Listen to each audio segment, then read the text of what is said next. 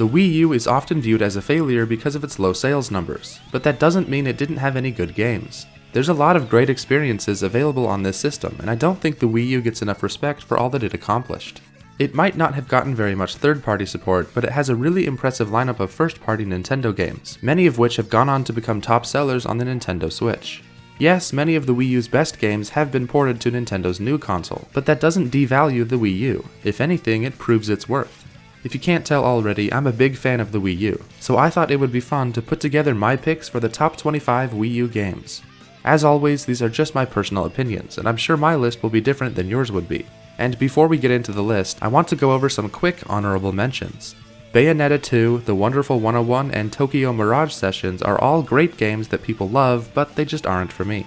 So I'm acknowledging their existence, but they didn't end up making it onto my list. Please don't kill me. Oh, and one last thing, I'm not going to include The Legend of Zelda Breath of the Wild in this list, just to make it a little more interesting. Breath of the Wild was my pick for the best Nintendo Switch game, and it would have also been my pick for the best Wii U game if I included it, and that would have been a little boring. And with all of that out of the way, let's jump into number 25.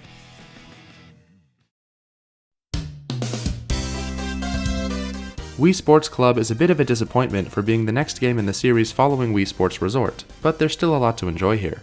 This game remasters the 5 sports from the original Wii Sports with some enhanced controls and options. You can even play online with other players, which is awesome, and it's probably the best feature of this game. Sadly, most of the sports were better in the original, and they really aren't as much fun this time around. There are some clever uses of the gamepad, but this is definitely the weakest of the 3 Wii Sports games. Really, the only reason it made it onto this list is because of how much I love the previous games in this series. New Super Mario Bros. U continues Mario's new 2D adventures, and while it might be a little safe, it's a really solid platformer. As always, the level design here is really good, and Mario and his friends are as charming as ever. The new Acorn power-up is great, and the overworld map being connected is also really cool. This game really shines during multiplayer, as playing through these levels with friends and family turns into total chaos, and it's amazing. I'm sure you've played at least one of these games before, so you probably know what to expect. Lots of running, jumping, power-ups, and most importantly, fun. Disney Infinity 3.0 is an impressive combination of all sorts of different franchises, with everything from Star Wars to Marvel. It is another Toys to Life game, but there's still a lot of creativity packed into it. The dedicated playsets like Twilight of the Republic are surprisingly good, but the real star of the show is the toy box. This mode gives you a huge amount of options and tools to build whatever you want. All the playable characters feel different from each other and have really fun movesets and abilities. If you have enough money to buy a lot of toys and playsets, Disney Infinity 3.0 is a ton of fun. Hyrule Warriors is an experimental spin-off of The Legend of Zelda, combining the classic characters and locations from that series with typical Warriors-style gameplay. It might sound like that wouldn't work, but surprisingly it does. This is the type of crossover we would never get from an actual Zelda game, with things like Midna teaming up with Tingle to take on the Imprisoned from Skyward Sword. The story isn't anything too special, but the combat is really fun and satisfying. If you love The Legend of Zelda, you'll definitely enjoy this game. This almost feels more like a fan game than an official Nintendo product, and that's what makes it so great. Captain Toad Treasure Tracker moves the spotlight over to Toad, and he proves that he can handle his own game. This is a really unique game where jumping isn't an option, and you navigate levels that are like mini puzzle boxes. There were a few of these types of levels in 3D World. Then Nintendo decided to expand upon those ideas here, and it works really well. Toad is an amazingly cute main character, and I'll never get tired of hearing his voice.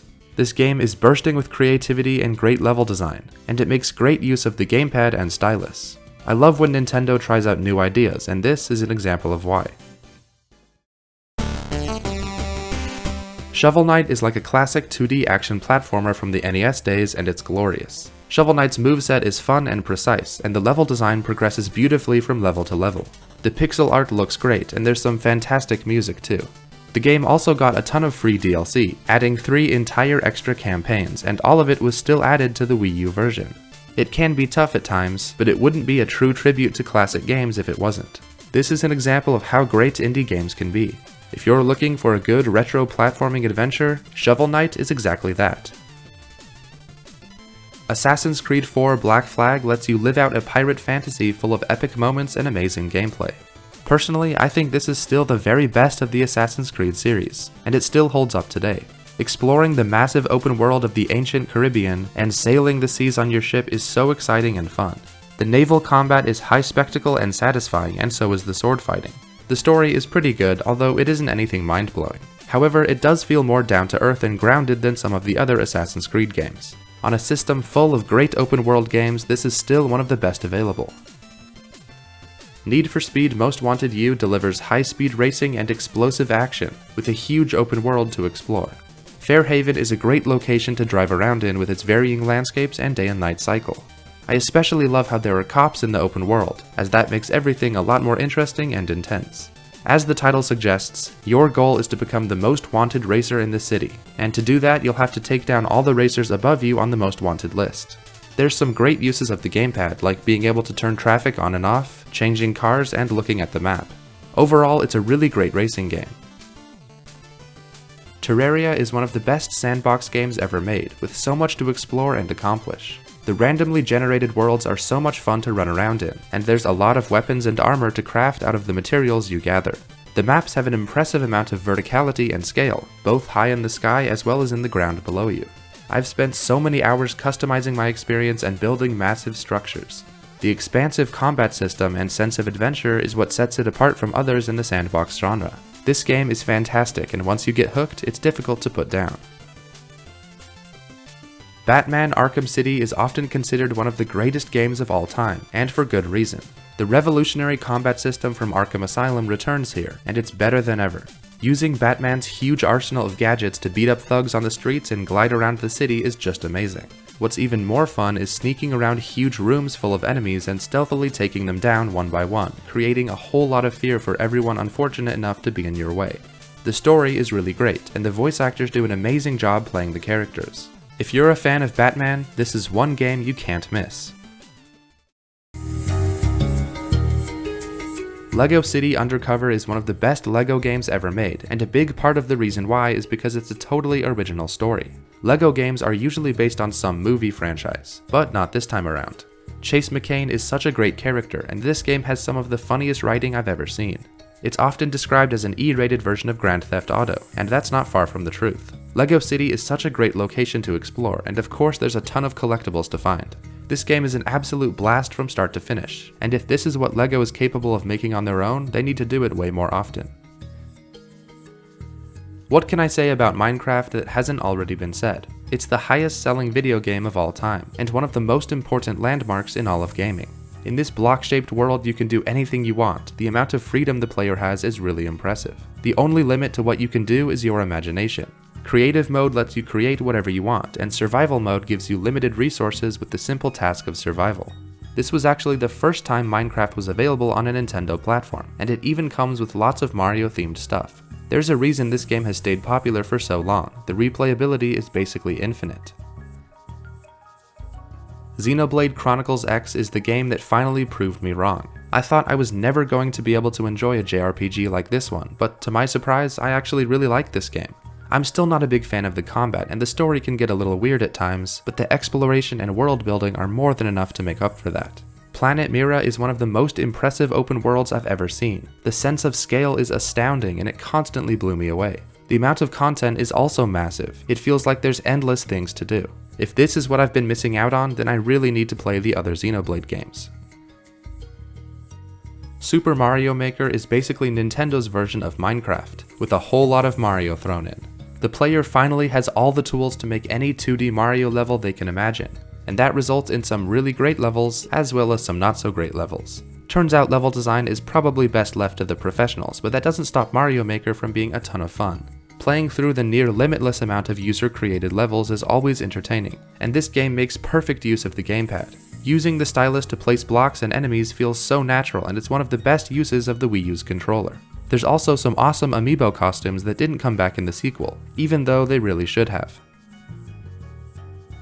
Pikmin 3 is a near-perfect real-time strategy game, with wonderful elements of exploration and discovery. Running around planet PNF 404 as a tiny space explorer, gathering up Pikmin and flinging them everywhere is such satisfying gameplay. Multitasking and directing multiple groups of Pikmin at once is strangely calming and relaxing, and this is definitely one of the most unique and charming games on the system. And on Wii U, you can play with a Wii Remote and Nunchuck, which is by far the best way to play Pikmin games. The visuals are stunning, and exploring this hyper-realistic planet with your tiny Pikmin companions is so much fun. Yoshi's Woolly World is a charming, well-designed adventure with our favorite green dinosaur. Similar to Kirby's Epic Yarn, the whole game has this amazing crafty art style. The 2D Yoshi games can be pretty fantastic, and this one is no different. I can't help but have a smile on my face when playing this game. The many different transformations help keep the gameplay fresh, and the soundtrack is surprisingly good. It might not be very hard, but that doesn't make it any less fun. Collecting each of the 5 Wonder Wool in each level unlocks a new Yoshi pattern, which is a really great reward. This game is delightful, and it will bring pure joy to anyone who plays it. Super Smash Bros. For Wii U is a great fighting game and an amazing crossover between multiple different gaming franchises. Its impressive roster of characters from all over gaming all have distinct fighting styles and movesets. Learning how to play as the different characters is so much fun, and you can always improve your skills. This is also one of the best party games. Playing Smash with your friends is a guaranteed good time. And although I try not to let it affect my opinion, it is tough to enjoy this game as much as I used to now that we live in a world with Super Smash Bros. Ultimate. But that doesn't change how awesome this game is, and it still holds up really well.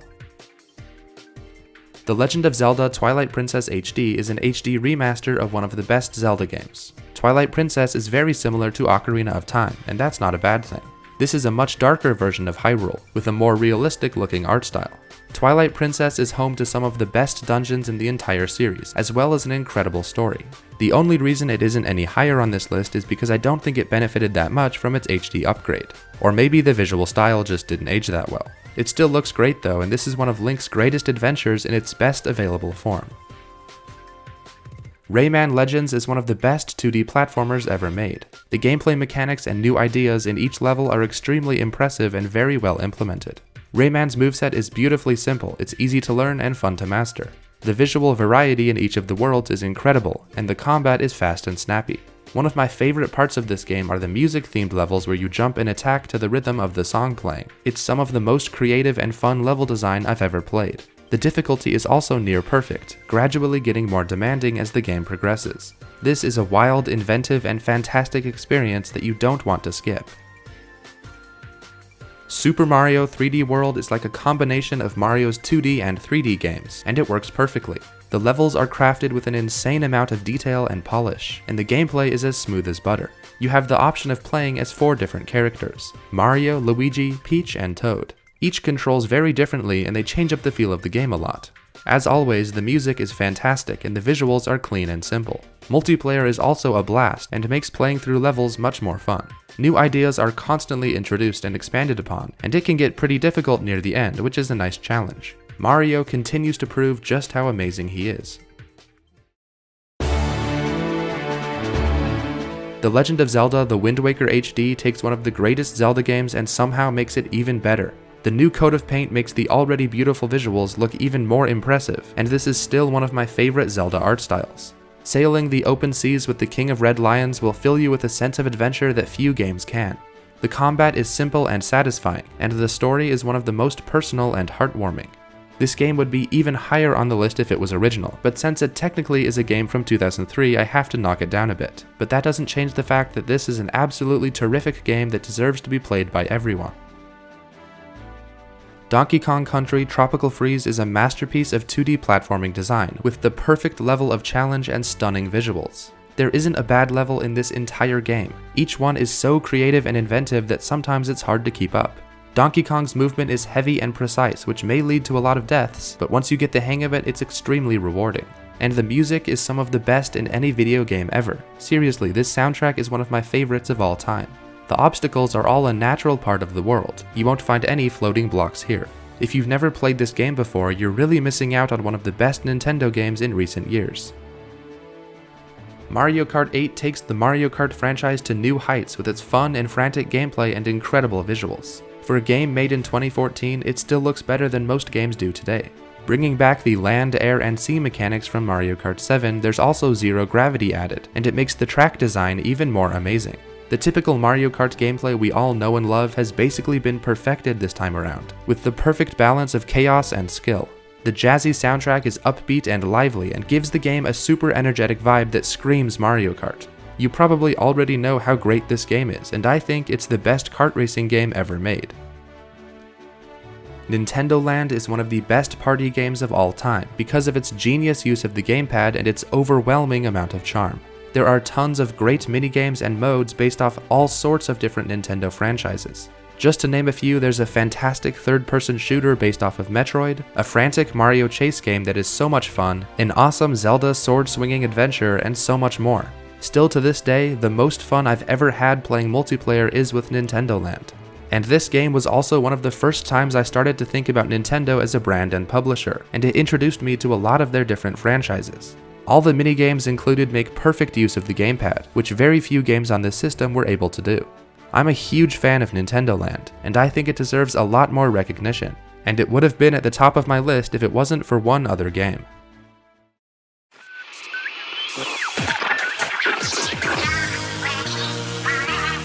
Splatoon is one of the best ideas Nintendo has ever had. It's so rare for this company to make a brand new, original, and creative series, and it's even more rare for it to be as great as Splatoon. This game flips the shooter genre on its head, with the goal not being to kill as many people as possible, but rather covering as much turf as possible in your ink.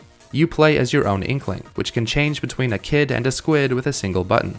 Changing into squid form and quickly moving through the ink to pop up and attack is such an incredible gameplay experience. The short turf war battles are pure fun, and there's also a lot of ranked modes to dive into. The single-player story mode is also fantastic, with great level design and memorable characters. And I haven't even talked about the wildly unique music. Splatoon is already one of my favorite video game franchises of all time, and it all started with this game.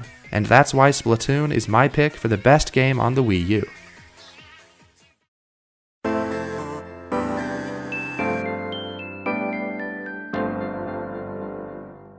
And that's my list for the top 25 Wii U games. That was a lot of games to cover, and hopefully you can see that the Wii U actually had a pretty great library of games to play.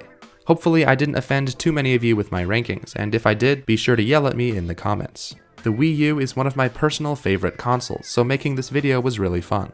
The Nintendo Switch is great, but I think it's important to look back and acknowledge that the Wii U wasn't all bad. In fact, I don't think the Switch would be where it is today without the Wii U. Anyways, I could keep talking about this console forever, so I'll wrap it up here. Thanks for watching guys, and I'll see ya in the next one.